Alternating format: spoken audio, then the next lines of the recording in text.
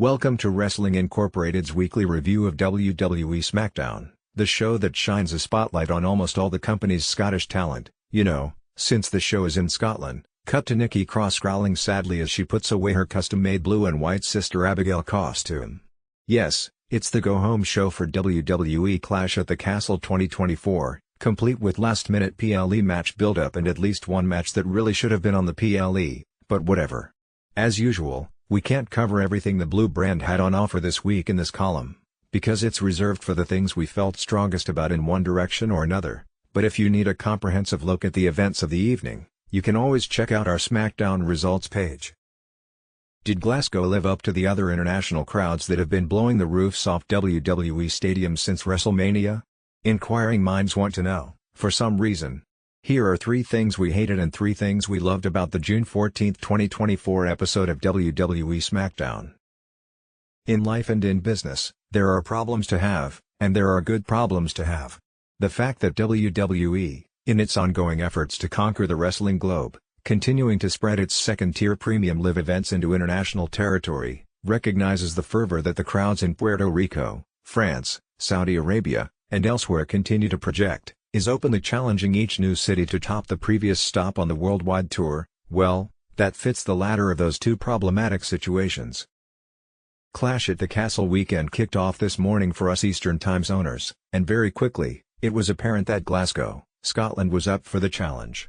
Moreover, WWE Chief Content Officer Paul Levesque put said challenge right out there for the Scottish faithful, essentially daring them to top what Lyon, France did for Backlash just over a month ago, and the crowd just ate it up, well ahead of Friday's SmackDown and a day in advance of Clash itself.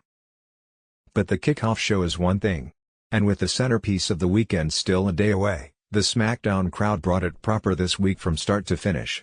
Carmelo Hayes caught strays in the form of "shut the F up" chants from the locals, undisputed WWE champion Cody Rhodes was serenaded by his own song as well as a fresh little ditty featuring his name, Naomi heard glow. On repeat, Bayley was asked to be everyone's girl, and we want Roman. Got its turn in the rotation, along with so much more. And this was SmackDown. Tomorrow is going to be wild, and at this rate, so will every PLE outside of the States forevermore. Where has Apollo Crews been? The week before that, he was on TV and was defeated by Andrade. Before that, the last thing of note that Crews has done outside of the Andre the Giant Memorial Battle Royal was another loss to Andrade on Raw in April. He's been keeping the main event scene warm, and even worse, the WWE speed scene. I know I should know better than to question WWE's booking decisions, even under Triple H, apparently, but still. It didn't make sense to me in the last 2 weeks, and it certainly doesn't make sense to me this week with the addition of Baron Corbin. Why bring Crews back in the fold and have him eat losses, and then bring in Corbin and have him lose anyway, even with Corbin's help? Now that I'm really thinking about it more, this match left me with a lot more questions than answers. I think there's absolutely still a place on the NXT roster for Corbin with his experience. And if it sounds like I'm knocking on either man, I'm certainly not trying to. I think Crews also deserves better. Much better. That could also come on NXT, or a much more fleshed out feud with Escobar and Legado del Fantasma not involving Corbin, or anyone else, frankly. I haven't seen enough of Crews lately, and I want to see what he can do on his own. He has an excellent look and seems pretty great in the ring, from what I've been able to see, so show me more. But without anyone interfering.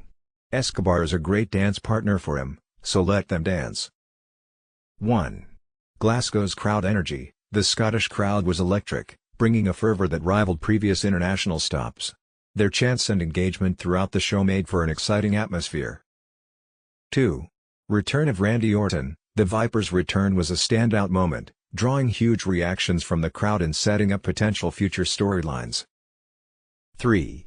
Cody Rhodes' serenade. The crowd's creative chants for Cody Rhodes added a unique and entertaining element to his segment, showing how deeply fans are connected to his character. 1.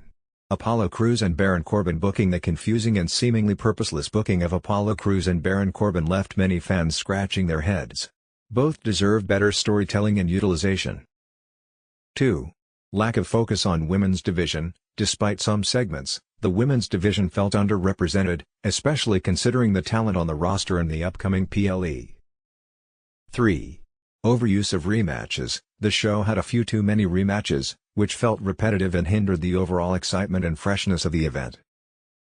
Overall, the June 14, 2024 episode of WWE SmackDown had its highs and lows, but the passionate Glasgow crowd undoubtedly elevated the show's energy.